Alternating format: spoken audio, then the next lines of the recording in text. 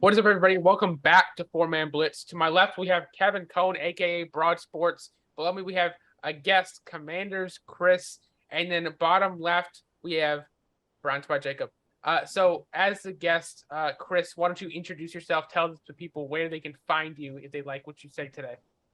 All right, so what's up, everybody? My name is CommanderChris, like he said. If you want to find me, if you like what I say, if you like my takes, you can find me on Instagram at CommanderChris.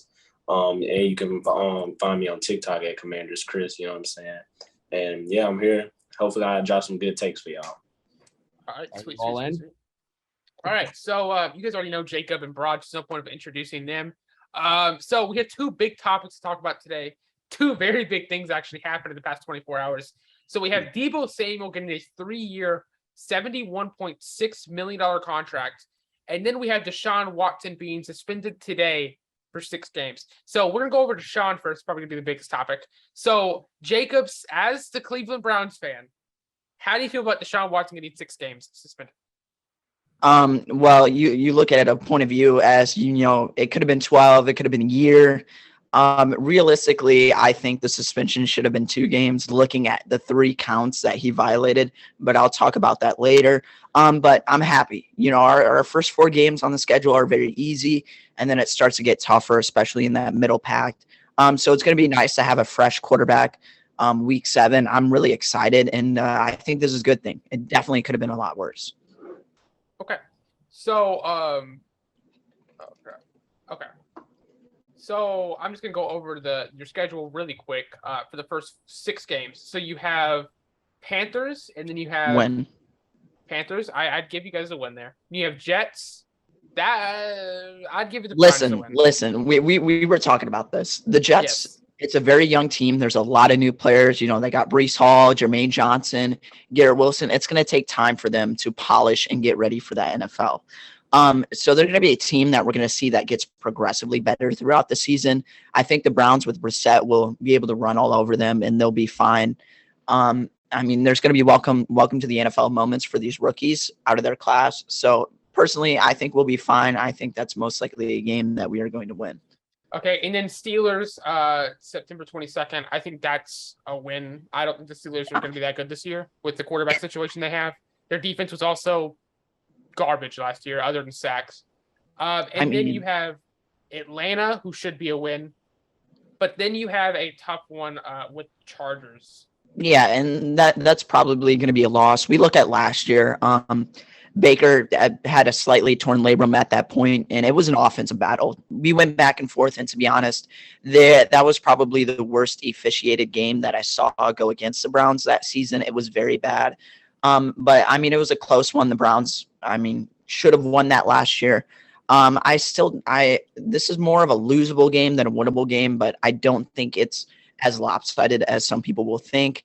That defense is still in question. I think there's going to be more of a valid answer by the time we get to week 5. And we'll know who the Chargers are, and we'll know how Jacoby's playing in this offense. But right now, I see that as the most losable game out of those first 6 easily. All right, and then you have the Patriots, which you guys could obviously lose as well. The Patriots are a good coach team with a good defense and a strong run game. So that's obviously it. They probably had the worst offseason. They went from a playoff team to getting to that bottom of the AFC. Mac Jones is probably going to take a step up this year. I'd see that. The run games can be a question sometimes. Their wide receiver core didn't necessarily get better. They added Devontae Parker. That's it. Still have a strong tight end room, a good offensive line, but the defense, losing J.C. Jackson, there's not really a cornerback there, so they're going to hurt in that field. And when you got Nick Chubb and Kareem Hunt going down your throat all game, and then Jacoby, it's not like Jacoby can't throw the ball. He's going to make some mistakes. He's not going to put up good plays, but he's going to be able to get the ball downfield sometimes. And I think there's going to be enough drives that game where the Browns are able to score and win. So that game I feel perfectly fine about. It's Bill Belichick. Last year, the Patriots just completely destroyed us. Baker was on his knees. The defense was just getting shredded. But I'm not too worried about that one. So there's two that quick... game wasn't Foxborough, and the Patriots game this year is in Cleveland, so maybe that does hold something. 2 quick things I want to point out. You always know with a Bill Belichick run team, they're going to be a good defense. Whether you lose J.C. Jackson or not, I don't remember the last time a Bill Belichick coached team was not a good defense. It just is. And they're going to run the ball down your throat with Damian Harris. And Ramondre Stevenson had a good last year. I'm not saying you guys are going to lose. I would say you guys definitely lose to the Chargers, and I think you'll probably lose to the Patriots as well. But also, little known, Jacoby Brissett, didn't he win 7 games starting for Indianapolis in 2019? I believe. Well, I don't remember. I mean, he got some time with the Dolphins last year, and he didn't look terrible. I mean, Tua did, but I know in 2019, I think he started off like 3-1 or something in Indianapolis because that's when Andrew Luck retired, right before the season. So Jacoby Brissett started. I think he won 7 games with a worse roster in Indianapolis because Indianapolis 2019 roster was very thin. Yeah. All right, so let's go to Chris. That means that Deshaun's Cleveland debut, what I mean by that is not the game that he's actually going to play his first game for the Browns, but his first game playing in the dog pound will be on Halloween against the Bengals. Yeah, that's going to be a special night. I'm really excited for that one. And he's going to be playing five divisional games this year. There's only one he's missing out on. So the Browns have a very realistic outlook to win this division. So thank you, NFL schedule makers, because keys. So, Chris, how do you think the Browns are going to do? I mean, 6 games is without a starting quarterback. I mean, really, Jacoby Brissett's an above average or a pretty good backup. But he's a below average starter. Very high end backup. Yeah. A very high end backup, but he's a low average starter, right? So how do you think can they stay afloat long enough? And even if Watson comes back, is it going to be just how good do you think Watson's going to be in Cleveland? To start off with that question that you just asked, obviously I see I'm repping the Clemson right now. I am a fan of Watson. I do think that he's not going to be as good as everybody thinks he's going to be going to a better team. I feel like he's going to struggle a little bit after sitting out all these games. Going on to how I feel like the Browns are going to do, I feel like a lot of people don't give Jacoby Brissett enough credit for how he is. I mean, I feel like if you're a high-end backup, then that means you're pretty much like a pretty competent starting quarterback, right? So I would say that he could definitely squeak out them some games while Watson is out. How many games? I feel like they're gonna get maybe. I feel like at highest you'll get 4, but I have them getting like 3. That makes sense. Yeah, I mean, I've thought about it. The floor, I see it as going 500, 3-3, and then the highest is 4-2.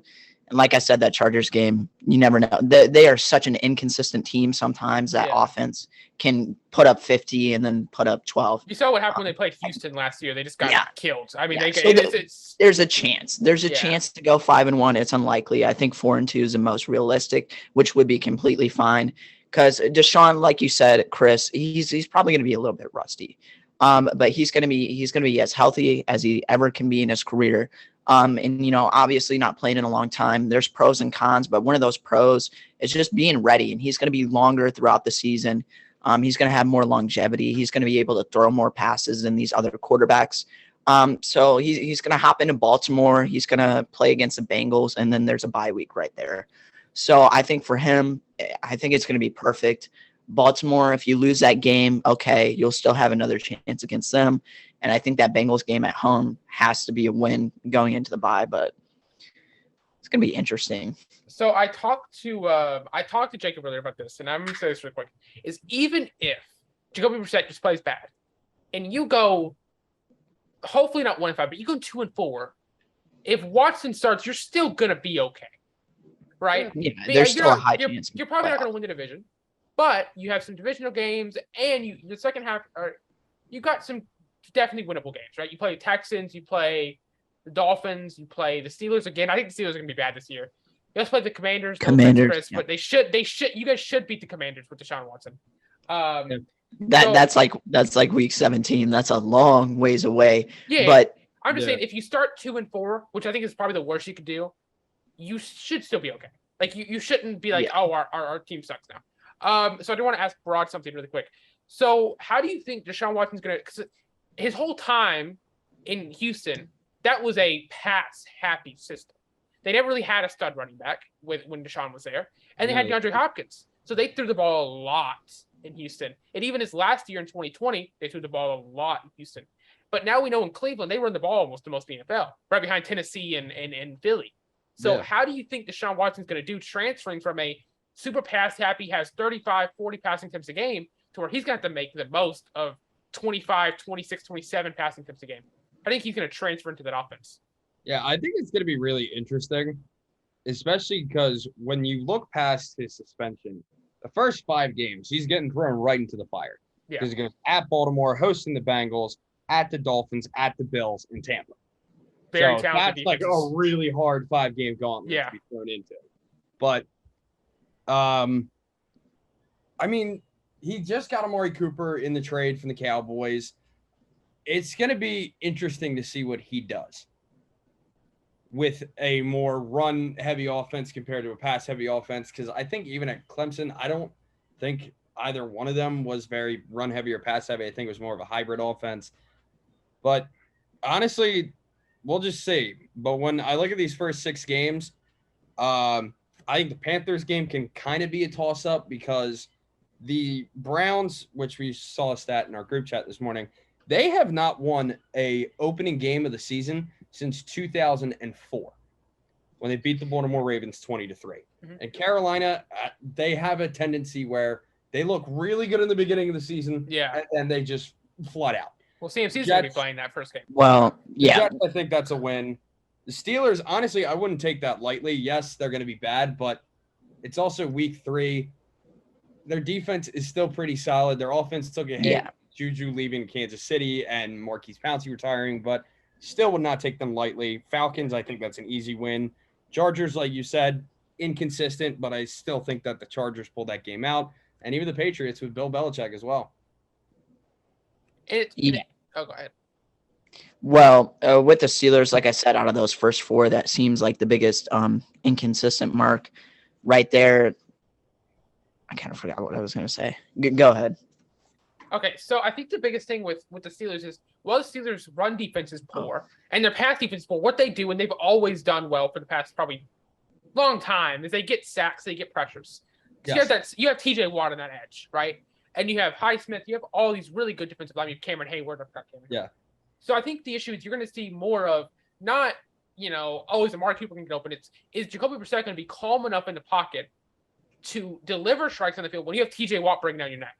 That's the biggest question. Think of that secondary too, though. That secondary is rough. I remember watching a lot of him with Indianapolis. A lot of the mistakes that he made was because he wasn't comfortable in the pocket, so he would just roll out. And they've even said the hardest pass for a quarterback, which this is where most of his interceptions came from, the hardest pass for a quarterback to do right-handed is to roll out to your right and throw to your left, because at that time you're not going to see a corner come in and jump in the route. Yeah. So it's easy for a corner to come in, make an interception, and they don't even see it. They'll throw it and then be like, oh, crap, it was picked off. The issue also, as I could say, is with the first 2 games Deshaun plays, I could see a skid with Deshaun Watson because I think he is going to be rusty. He's going to be rusty. He should be. I mean, it's fine. Yeah, the Ravens played since, January 2021? It's a long time. I thought it was like December. Yeah, maybe January. So I think another thing is with these first few games, right? You have the Ravens, they're always a talented defense. They don't get to Baltimore too. In Baltimore, and Lamar's going to put up points. You just know it. So it's going to be interesting if how he's going to do with that. But then you have some really talented defenses. You have the Bengals, who, last time we saw their defense was good, and I think they did decent on defense. But then you got the Dolphins, who blitz a ton in Miami. They're going to send a ton of pressure to Sean, see if he can handle that. And you have Buffalo, who's always a top 5 defenses. Where is it? At Buffalo. Always. They're not always. That's more of an unrealistic. They were ranked the number 1 in defense. 2020. They skid. I think 2020 they were like 7. But I think last year they were like top 3. Last year they were the number 1 ranked defense. Oh, were they number 1? I thought they were 2. So you have the Ravens you could lose to, Bengals you could lose to, Dolphins you should beat. Because I just don't think Tua could match. that off as a loss. You think they're gonna lose to the Dolphins? No, the Bills. Oh, okay, yeah, I agree. Yeah, Bills you're probably gonna lose to. And then the Buccaneers. The Buccaneers will be interesting. But then the good thing is I think you split with the Bengals. So I think you may lose Ravens, Bengals, Bills, Buccaneers. But then you beat Dolphins, Texans, Bengals. You should split with the Ravens because that's when Deshaun should start getting good. And then you should beat the Saints, should beat the Commanders, should beat the Steelers. So you'll be okay. But I wouldn't be shocked if you see Deshaun Watson in his first 5 games kind of skidding out, throwing some picks that he shouldn't be, fumbling. I just wouldn't be shocked if you see kind of a rough skid. You're going to see Skip Bayless on ESPN saying he's a bottom 10 quarterback. I mean, it's what you're going to see. That's Skip for you. Yeah. So does anyone else have anything else to add on Deshaun Watson's suspension or how Cleveland's going to stay afloat? Or has everyone got their point out so far? I think I got my point out.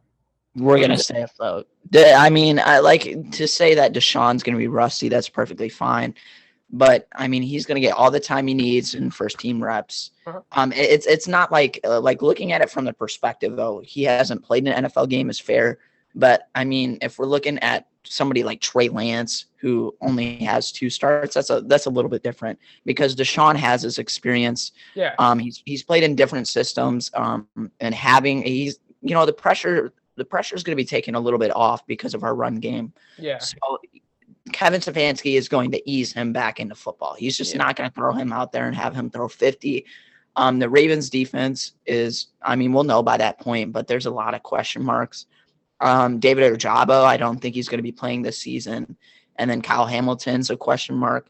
So I think Ojabo signed with the Ravens. Yeah. He's still holding out, yeah. Yeah, I don't know. The point that you made, Jacob, I agree, but I disagree. Because, yes, like, he is the experienced vet, and he's played in multiple systems. But to be fair, if we were in Houston, okay, yeah, that makes sense. But now he's transitioning to a different team, different play style. So he might be a little bit rusty. I'm not saying he's terrible, but but we're not going to see it fall down multiple weeks, and we're not going to see him play terrible. He's going to make plays. He's going to make insane plays. It's just going to be the consistency. So it might be a little bit dry once he gets back out there, but it's going to. By no means am I saying he's going to start and go, 0 touchdowns, 4 picks. I'm just saying I think he's going to have a rough few games because again, you haven't played. I don't want to say rough. I would say rough. I think you haven't played. You haven't played in a long time, and you're in a whole new system. And I know you're going to be eased back in the system, right? By the time he's playing Baltimore, if he doesn't know the system, that's an issue, right? But I mean, you're going against you're talking about Trey Lance, but I think the expectations for Deshaun are also really high because if Trey Lance goes out week 1. And goes 1 touchdown, 3 picks. It's bad, but his expectations are a lot lower than Deshaun, who people are still calling a top 5 quarterback. Exactly. So it's all about expectations. Yeah. And I think the good thing is that even if what happens, like I said, he starts slow, you're still getting warmed up, healthy Deshaun Watson by the playoffs. So I think it's a big deal. Okay. Yeah. So next topic, we're going to go over Deebo Samuel getting his contract, 3 years, $71.6 million with a $1.98 million rushing incentive, which is $650,000 per year. He has over 380 rushing yards and $150,000 a year. He has over 3 rushing touchdowns, definitely correlating with how he said right around contracts that he didn't want to be used like how he was being used or whatever. So, Chris, Deebo Samuel got paid.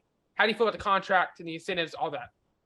You know what I'm saying? I feel like it's a pretty good contract. He got paid around the same range as all the other guys. And I feel like, Deebo Samuel's out of all the top receivers in that 2019 draft class, I feel like yearly he's not like with the other guy like DK Metcalf and Terry McLaurin. He's not really with them if we're going like all his years. But last year he was better than like all of them have ever been probably. So I could definitely see why they made him one of the higher paid in that class. And I think he deserves his money. He was a baller for the 49ers last year, and he's going to continue to be a baller. Okay, so let's do I'm just looking at okay, so Deebo Samuel is now the 6th highest paid wide receiver in the NFL.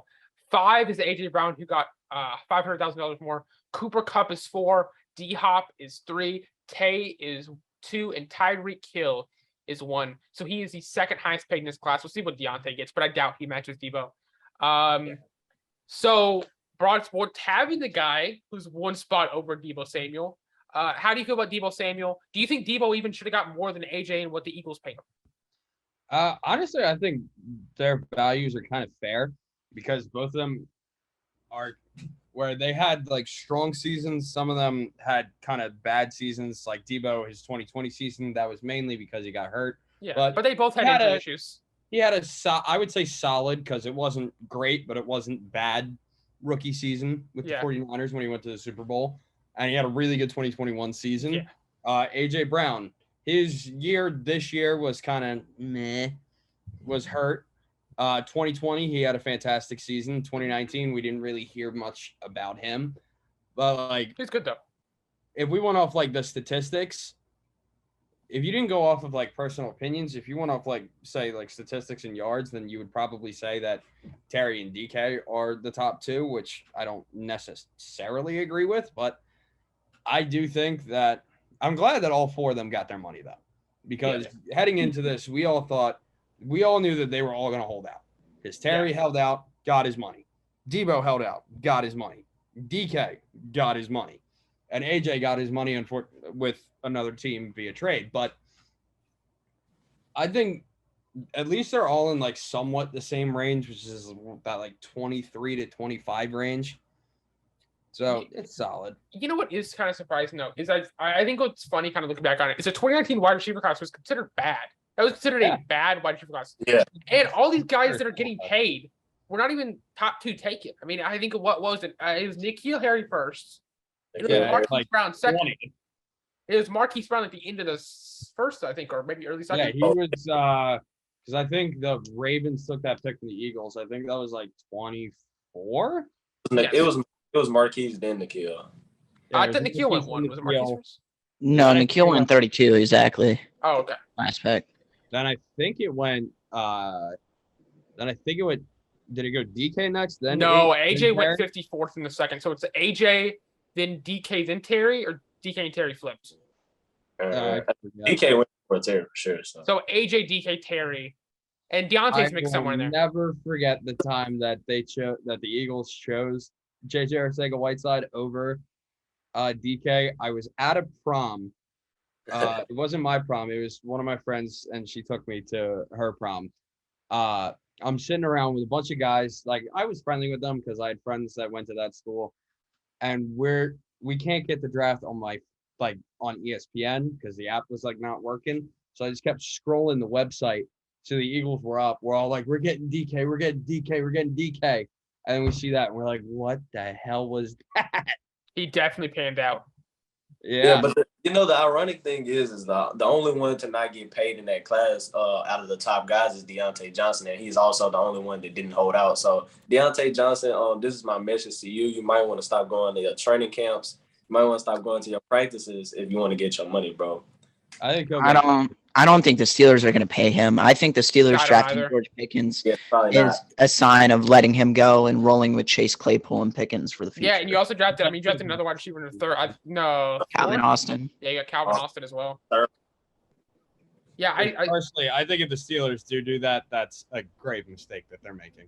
Letting Deontay go? I mean, they're very consistent with drafting receivers, so they are. But Deontay. The well's not running. Special though. Deontay's special. He has, but I mean, you haven't really seen Deontay with a quarterback. You could say the same thing with Terry, but I mean, Deontay's had Big Ben. Now he's going to have Mitchell Trubisky or Kenny Pickett, maybe even Mason Rudolph. We'll see how that goes. I hope. And don't forget rookie year. You also said Duck.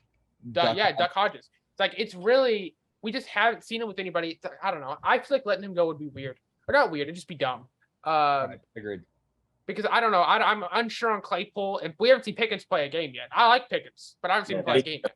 Monster. Huh? Pickens gonna be a monster. I hope not. Okay, so does anyone have anything else to add on Deebo Samuel's contract or what he's gonna do for the 49ers this year? I mean, I've seen a lot of people talk about. There's one dude I follow on Instagram. His name is Chill Takes. He talked about his top 10 Super Bowl contenders and 4 honorable mentions. That was bad. On the bubble teams. And his top 10 contenders, I know he had like the Cowboys in there, the Bucks, the Rams, the Bills. And then I believe his 4 bubble teams were the Broncos, Raiders, 49ers, and Eagles. Now, the list was okay. He definitely went, I guess, 4 for 4 with the bubble teams, but he had the Saints in his Super Bowl contenders list. I would have swapped the Saints with the 49ers because you can't overlook that team. Yes, now they're transitioning to Trey Lance, but this team just went to the NFC Championship game. Yeah. But it depends. how Trey Lance does, because I feel like the Saints, man, I feel like Jameis Winston gonna come out and pick up where he left off, and we got to see what Trey Lance is gonna do. I like Trey Lance, and I feel like on his best day, the 49ers are gonna be a scary team. Him and Brandon Ayuk's chemistry. Yeah. So I mean, one of the strongest parts of the Saints was their O-line, and they let Teron Armstead walk. So it's going to be very. They drafted Penning though. Penning's a straight up project tackle though. He's Yeah, not going to he's be not good. good. He was literally throwing edges into Desmond Ritter's knees at Senior Bowl. Like and he was supposed to go first round, then he just like fell. I think he went to third. We don't have Nico. No, Penning went 20. Did he really? Yeah, the Saints. I think it was like 20 or 19. I thought he went third. They took him first. So we don't have Nico here to hate on Trey Lance. So that's disappointing. But I do think, quick point, I will say, I do think the Saints, I understand what he's saying because I think the Saints, they definitely have a higher floor. But if Trey Lance definitely has a higher ceiling than Jameis Winston. We can all agree on that, right? The ceiling wise, Winston, yeah. So I think if Trey Lance is good year 2, which I guess the Niners think he's probably going to be, I'd put him over. But for right now, I'd have to put the Saints over just because their floor is way higher than the Niners. Because if Trey Lance sucks, who's your quarterback? Jimmy Garoppolo probably isn't going to be there week 1, right? I'd assume. I assume not. He's not at training camp, so. Yeah. Trey Lance is the confirmed starter. And the way I look at the Niners, they were able, in a Kyle Shanahan offense, an average Jimmy Garoppolo, average quarterback play, a game manager, they were able to go to the Super Bowl, go to multiple NFC championships. If Trey Lance can just be a good quarterback, they've got something on their hands because their defense is still there. The 49ers have done a good job to manage. The NFC is weak right now.